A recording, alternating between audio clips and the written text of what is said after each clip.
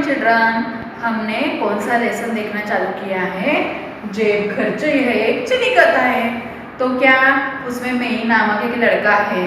उस लड़के को अपनी माँ जब वह ऑफिस के लिए यानी कि कारखाने में वह काम करती है, काम करने के टाइम जाते समय वह क्या करती है, जेब खर्च के लिए कुछ पैसे देके जाती है और वह मेई उस पैसों का क्या करता है ये हमने देखा है। अब इसके आगे क्या है यह हम देखते हैं। देखो बच्चों, क्या किया मेई ने, मेई की मम्मी ने उसे जो पैसे दिए हुए थे वह उसने कहाँ रखे हैं? फर्श के नीचे रखे हैं। अब मेई के घर कौन आया है? मेई की माँ ने किससे पैसे उधार लिए थे? उस आदमी का नाम क्या था? सुशी नामक आदमी के पास से क्या किए थे? 25 रुपये उधार लिए थे। अब देखते हैं आगे क्या है। तुमने मुझसे 25 रुपये उधार लिए थे, क्या लौटाने नहीं हैं? यह सुशी नामक आदमी मेई की माँ से कह रहा है। मेई की माँ क्या कह रही है? देखो, जरूर लौटाने हैं। अब मैं ठीक हो गई हूँ, कल से ही काम पर जाऊंगी और आपको रुपए जल्दी ही लौटा दूंगी। मेई की माँ क्या कह रही है कि मैं कल से ही काम पर जाने वाली हूँ और आपके रुपए जल्दी ही लौटा दूंगी। ऐसा किसने कहा है? माँ ने। सुशी गुस्से से बोला, पहले भी तुमने यही कहा था, यदि आज तुमने मेरे रुपए नहीं लौटाए तो मैं तुम्हें जेल में डलवा दूंगा। ये सारी बातें मेई भी सुन रहा था। यहाँ पिक्चर दिखाई दे रहा है ना, जब ये सुशी नामक आदमी उसकी माँ को कह रहा है तो यहाँ पे मेई खड़ा है। देखो आगे क्या होता है। ये सारी बातें मेई भी सुन रहा था।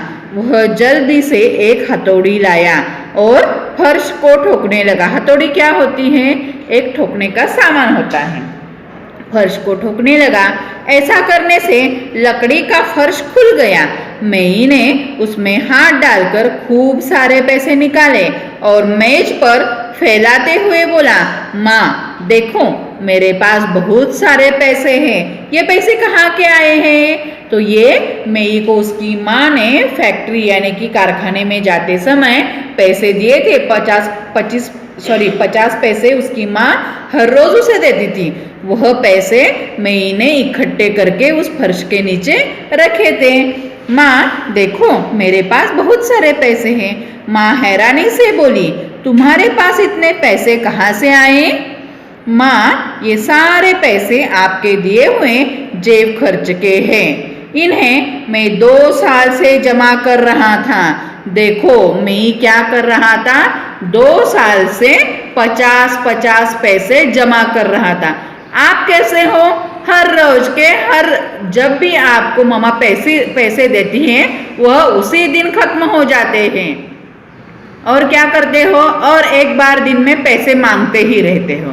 तो मेई ने क्या किया? 2 साल से 50 पैसे के सिक्के जमा किए हुए थे। देखो आगे क्या होता है। माँ ने उन पैसों से सुशी का उधार चुका दिया। नन्हे मेई को गले से लगाते हुए माँ बोली, मेरे प्यारे बच्चे, आज तुमने मुश्किल समय में मेरी मदद की है। मुश्किल का मतलब क्या है? कठिन। और मदद का मतलब क्या है? सहायता। यानी कि कठिन समय में तुमने मेरी क्या की है? सहायता, मेरी मदद की है। ऐसा कहते हुए उनकी आंखों से आंसू बहने लगे। देखो यहाँ पे ये मेई और माँ ने मेई को गले लगाया हुआ है। माँ की आंखों से आंसू आ रहे दिखाई दे रहा है ना। और ये सुशी नामक आदमी पैसे लेकर जा रहा है। तो आपको भी क्या ध्यान में रखना है कि ऐसे ही मेई की तरह अपने पैसे संभाल कर रखने चाहिए। देखो संदेश क्या है? हमें बचत करनी चाहिए, न कि फिजूल खर्च। अब देखो शब्दार्थ क्या है? मेहनत क्या है? परिश्रम। मदद, सहायता। ठोकना का मतलब क्या है? किसी चीज पर मारना। जेब खर्च का मतलब वे पैसे जो खुद पर खर्च करने के लिए मिलते हैं। उधार का मतलब है कर्ज। कारखाना मतलब फैक्ट्री। हथौड़ी का मतलब क्या है? ठोकने के काम आने वाला औजार। गहरी का मतलब गंभीर। मुश्किल का मतलब है कठिन। अब हम क्या करेंगे, इसका अभ्यास लिखित में क्या है यह देखेंगे। अब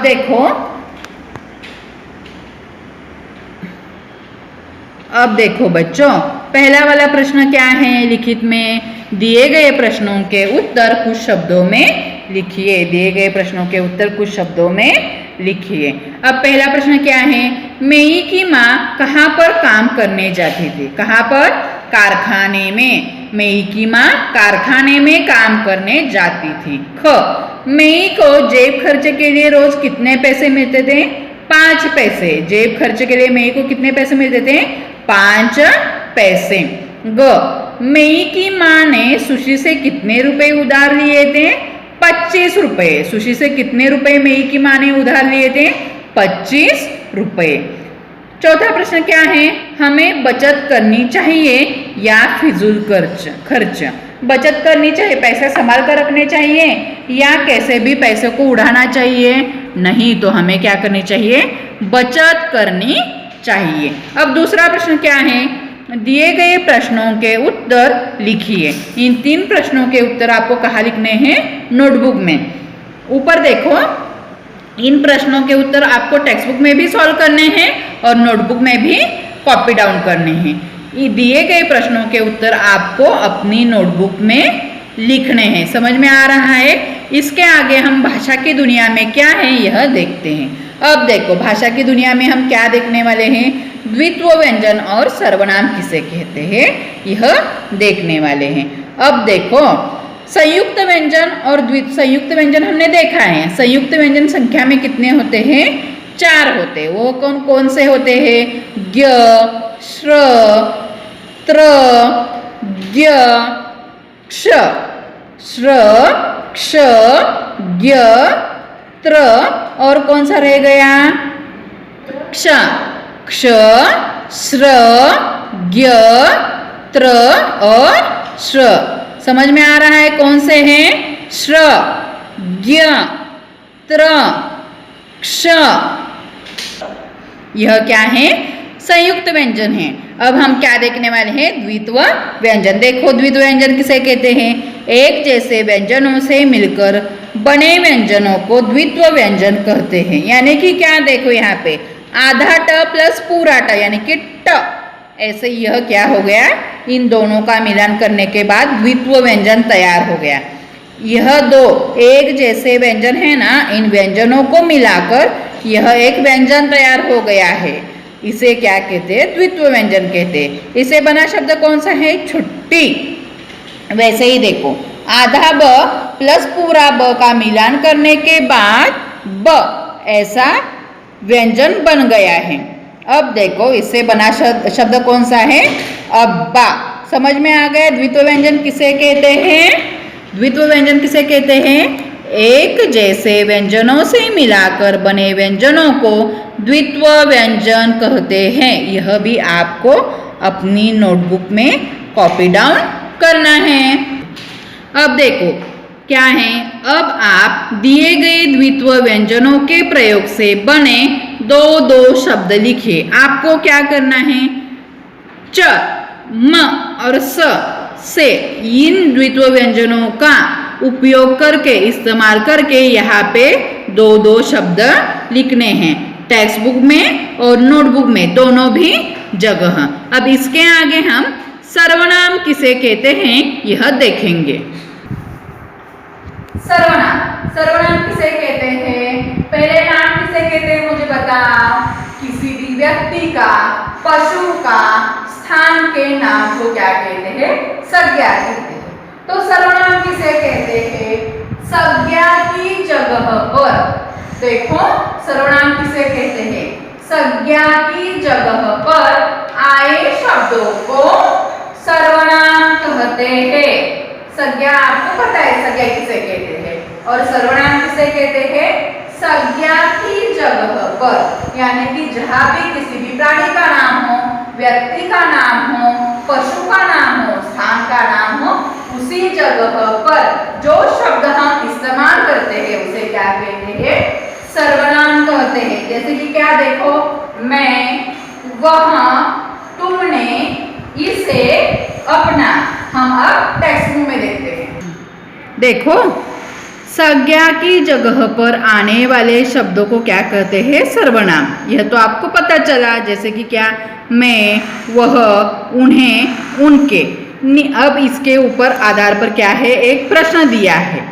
नीचे दिए गए वाक्यों में से सर्वनाम शब्द छांटकर लिखने हैं आपको। देखो यहाँ पे पहले वाक्य में वे, यह सर्वनाम है, यानी कि वे यानी कि कौन? मेई की माँ जेब खर्चे के लिए 5 पैसे देती थी। अब इसके आगे क्या है? उसने नन्ही उंगली छेद में डाली। किसने? मेई ने नन्ही उंगली छेद में डाली, यानी कि उसने क्या हो गया? यहाँ पे सर्वनाम हो गया। इसी तरह आपको क्या करना है? इन सारे वाक्यों में जो सर्वनाम शब्द है वह आपको छांटने हैं, समझने हैं और यहाँ पे लिखने हैं। यानी कि ये भी आपको टेक्स्ट बुक और नोटबुक में दोनों जगह होमवर्क हो गया। कौन से लेसन का होमवर्क आपको करना है? जेब खर्च। समझ में आ गया? जेब खर्च। इस लेसन का आपको क्या करने हैं? स्वाध्याय में जो लिखित में जो प्रश्न दिए हैं और भाषा की दुनिया में जो प्रश्न दिए हैं उसे आपको क्या करना है? अपनी नोटबुक में और टेक्स्ट बुक में सॉल्व करना है। धन्यवाद।